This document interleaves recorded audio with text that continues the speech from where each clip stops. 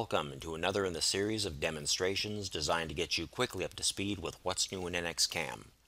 This video will demonstrate how you can now use the new Stepover cleanup option to remove large scallops that sometimes remain at corners in the toolpath and at the center of follow periphery cut patterns when using the area milling drive method.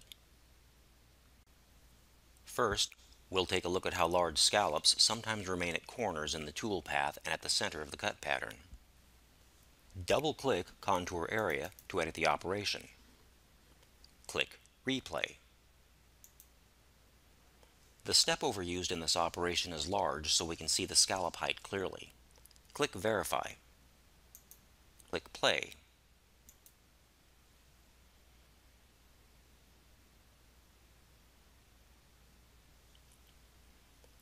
Notice that the scallops at the center of the follow periphery cut pattern and where the toolpath forms corners are larger than those along the linear cuts. Click OK to complete the toolpath visualization. Now we'll see how you can remove the large scallops.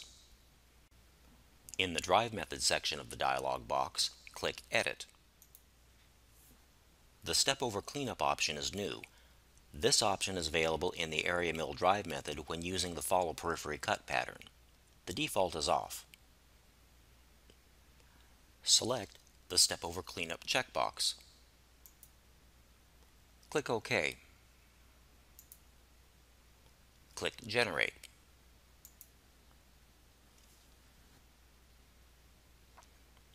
Additional cutting passes have been created to remove the large scallops.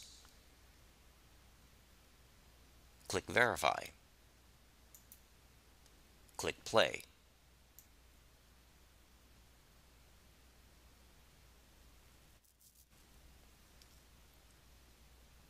Pattern direction inward and outward determines the cut direction of the Stepover cleanup cuts.